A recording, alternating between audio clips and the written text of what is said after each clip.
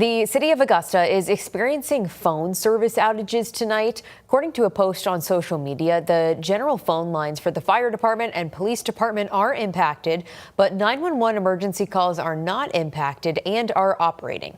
The city says its phone vendor is working to resolve the situation, but there is no time frame for when service will be restored. Maine General says its phone lines are also currently down there.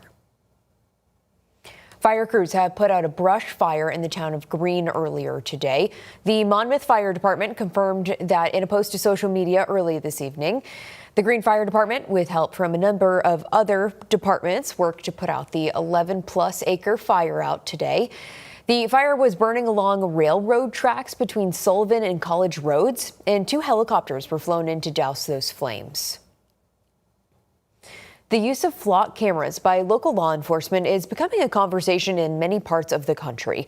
Tonight, South Portland City Council met to discuss their police department's camera use. The department uses automated license plate recognition cameras in high traffic areas around the city and on police cruisers.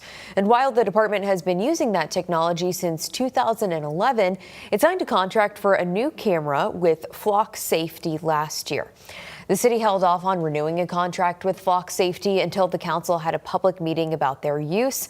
At that meeting tonight, people are sharing their concerns about the potential for abuse of the cameras, while the police chief insisted they bring more security to the community.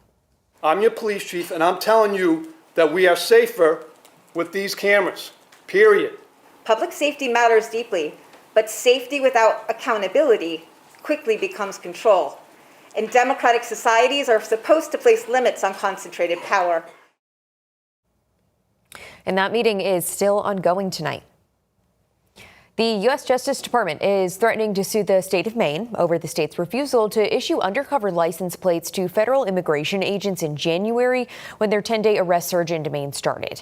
Maine Secretary of State Shanna Bellows had made the decision to deny the plates. She told us at the time she did not want to enable the operation. Now, the Justice Department is demanding Maine rescind the policy by this Friday, May 22nd. That's according to a letter obtained by CENTER Maine.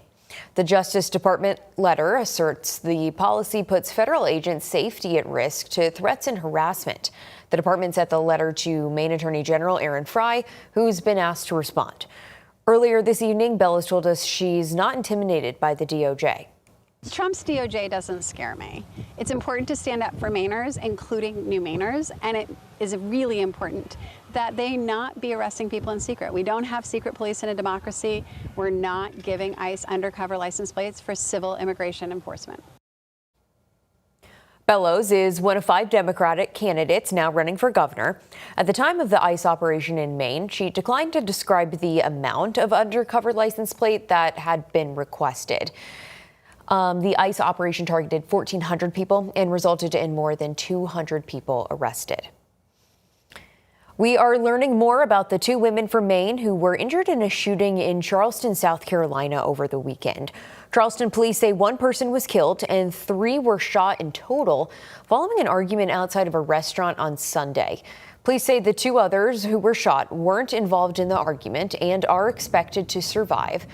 Joanna Witherell, owner of Jibe Cycling, has identified the 2 as Kerrigan and Julia, both spin instructors at Jibe's Yarmouth and Portland locations.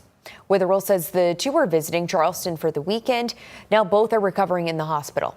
Witherell says the shooting has shaken the entire Jibe community. We're rooting for the girls. They're really strong. They're in great care, and I think right now we're just trying to figure out how to, support each other and that also support the girls as much as we can. GoFundMe pages have been set up for both Julia and Kerrigan. We'll have links to those on our website. Both fundraisers.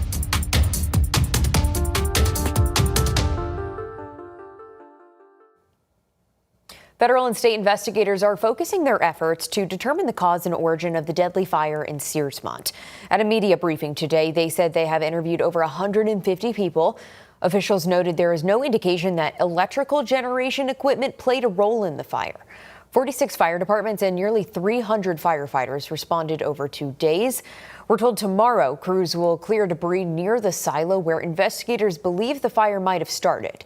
Officials also say they are working to secure state and federal line of duty death benefits for the family of firefighter Andrew Cross, who died in the response. Multiple fire departments had equipment destroyed while responding to that fire. Liberty Fire shared these photos to their Facebook page, showing some of the truck there. According to state public safety officials, Searsmont, Belmont, and Appleton fire departments all lost crucial equipment. News CENTER Maine's Brianna Bush shows us how departments look to rebuild and how other crews are supporting them. Belmont Fire Chief Ron Hartford II has been in and out of the hospital, supporting one of his firefighters injured in the Searsmont lumber mill explosion. That's been my focus. But back at the fire station, the department is facing another challenge. Now I've got to focus on trying to get a truck back in the bay. The department's only pumper tanker and all the equipment inside was destroyed while crews responded to the fire. It's tremendous because we're not only relying on it, but Morrill is relying on it. Searsmont's relying on it. While the all-volunteer department waits to hear from their insurance provider, Hartford says it could cost more than $500,000 to replace the tanker and the equipment. We're going to sit down and make a list of wants versus needs, and we'll go with the needs first and then go with the wants after. He says the most feasible option is buying a used truck, looking at help from the community in grants. Just because we're down a truck, they're not immediately going to give us that grant. In the meantime, the Belfast Fire Department is increasing its mutual aid to Belmont, Morrill, and Searsmont following the fire. We'll provide any mutual aid that we can while they're recovering from this devastation. Belfast Fire Chief Patrick Richards says they are prepared to respond to more calls. Anytime that we hear an alarm go out for any one of our neighboring fire departments, there'll be that heightened awareness. We'll be calling on them a lot. Will departments rebuild and recover? Brianna Bush, News CENTER Maine.